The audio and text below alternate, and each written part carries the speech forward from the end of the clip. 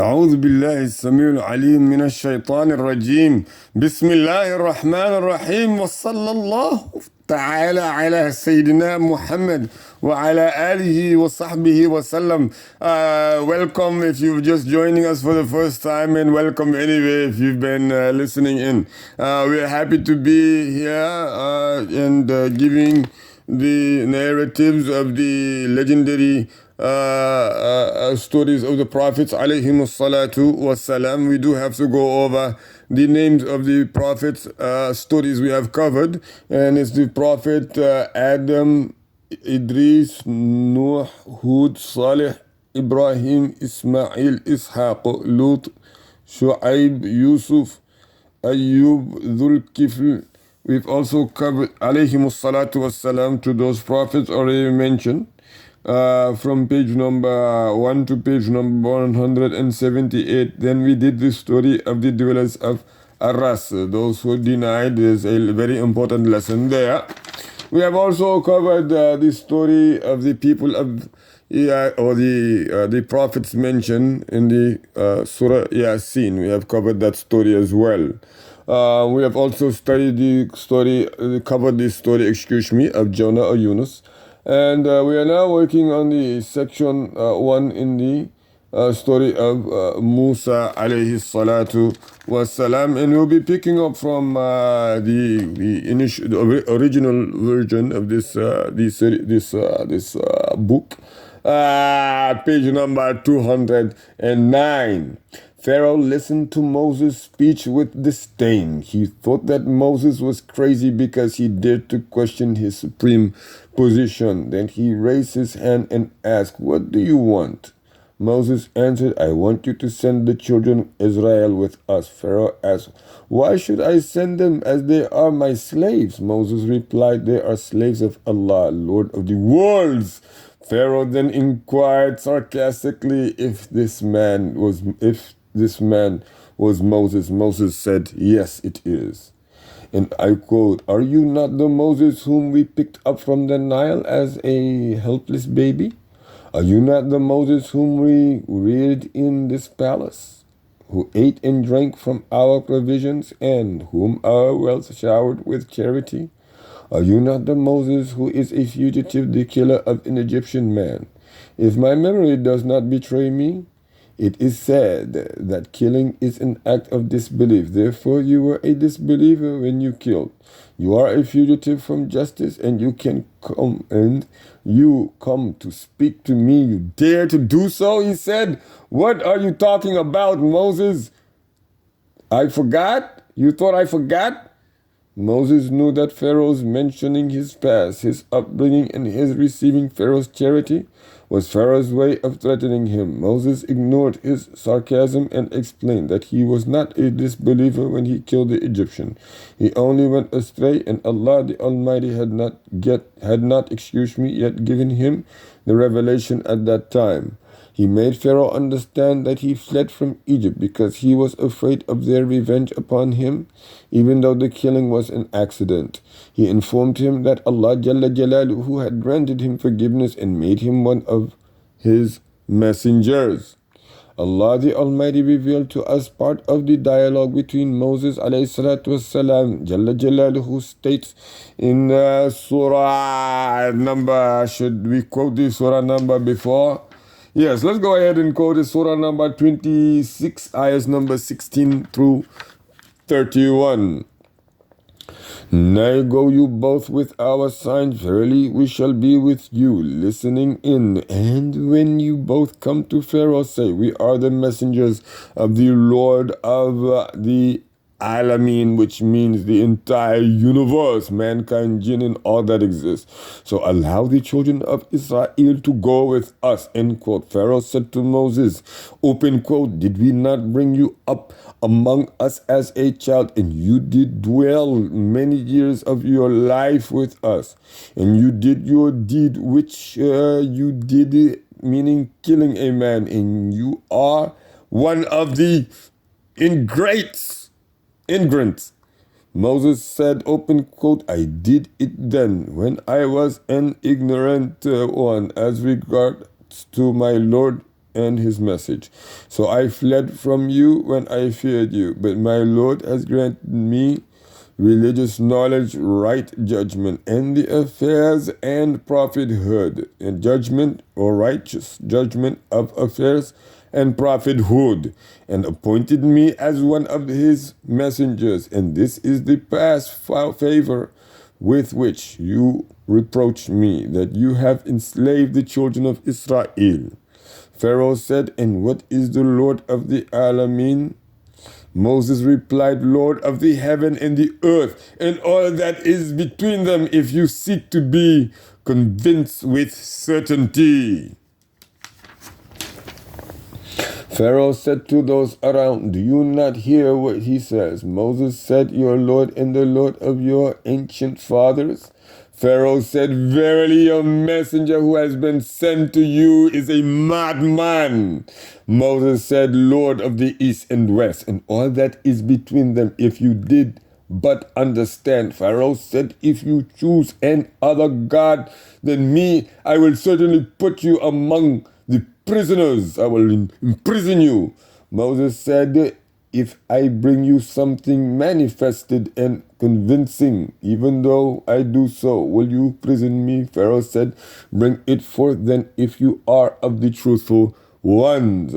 The degree of the conflict expressed in this dialogue reached its apex. Thus, the tone of dialogue changed. Moses used a convincing intellectual argument against the Pharaoh. However, Pharaoh escaped from the circle of this dialogue based on logic and began a dialogue of another type, a type which Moses could not bear to follow, a dialogue of menacing and threatening.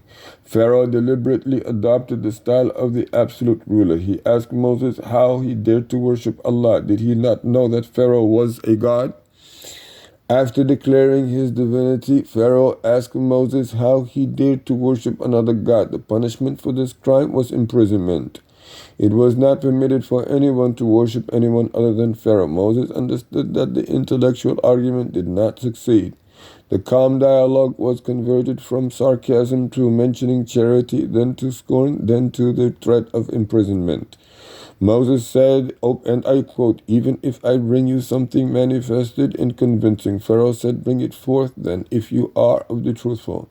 So Moses threw his stick, and behold, it was a serpent manifest. And he threw out his hand, and behold, it was white to all beholders. Pharaoh's amazement turned to terror, fearing that his rule was in danger. He addressed his advisors, saying, and I quote, these are two wizards who will strip you and your best of your best traditions and drive you out of the country with their magic. What do you advise? They counseled Pharaoh to detain Moses and his brother while they summoned the cleverest magicians in the country. Then they too could show their skills of magic and change sticks into serpents. In this way, they sought to reduce the influence of Moses' miracles on the masses. Pharaoh detained Moses and Aaron. He dispatched couriers all over the land to enlist the best magicians. He offered each successful magician a big reward, including appointment as a royal courier. Very interesting. On the customary festival day, which attracted citizens from all over the Egyptian empire, Pharaoh arranged for a public contest between Moses and the magicians. The people came in droves as never before when they heard of the greatest contest ever between Pharaoh's many magicians and a single man who claimed to be a prophet. They had also heard of a baby who had once floated down the river Nile in a basket, landed on Pharaoh's palace grounds, been reared as a prince, and who later had fled for killing an Egyptian with a single blow. Everyone was eager and excited to watch this great contest. Before it began, Moses arose. There was a hush in Before it began, Moses arose. There was a hush in the huge crowd. Moses addressed the magicians, saying, woe unto you, if you invent a lie against Allah by calling his miracles magic and by not being honest with the Pharaoh. Woe unto you if you do not know the difference between the truth and falsehood. Allah Jalla Jalaluhu will destroy you with his punishment from he who lies against him fails miserably. End quote. Moses had spoken sincerely and made the magicians think, but they were overwhelmed by their greed for money and glory. They hoped to impress the people with their magic and to expose Moses as a fraud and a cheat. Moses asked the magicians to perform first. They threw their magical objects down on the ground. Their staffs and ropes took the forms of wriggling serpents while the crowd watched in amazement. Pharaoh and his men applauded loudly. Then Moses threw his staff. It began to wriggle vigorously and became an enormous serpent. The people stood up, craning their necks for a better view. Pharaoh and his men sat silently as one by one Moses' huge serpent swallowed all of those so-called looking snakes, those Iblisi allies and slaves, instruments of the Iblisis. Moses bent to pick it up, and it became a staff after it had eaten all of those other snake-looking objects up. And they were playing tricks on the people. They made them think and believe that they were actual serpents, but they never really became serpents. Anyhow, magic was prevalent back then, and Allah Jalla Jalaluhu gave Moses alayhi salatu wassalam the signs that he gave him to match the phenomenon, if you may, at that time. The crowd rose like a great wave, shouting and screaming with excitement. A wonder like this had never been seen before. On witnessing the power of Moses, the magicians prostrated themselves to Allah Jalla Jalaluhu, declaring, open quote, "We believe in the Lord of Moses and Aron," end quote. Pharaoh was angry and began plotting his next move.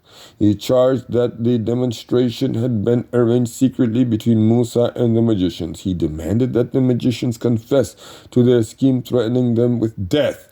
They refused to denounce Allah Jalla Jalaluhu and stuck to the sincerity of their belief. No longer hiding his cruel nature, Pharaoh threatened to cut off their hands and feet and to crucify them on the trunks of palm trees as an example to his subjects. Allah Jalla Jalaluhu mentions, Pharaoh said, "Have you come to drive us out of our land with your magic, O Moses? Then verily we can produce magic the like thereof.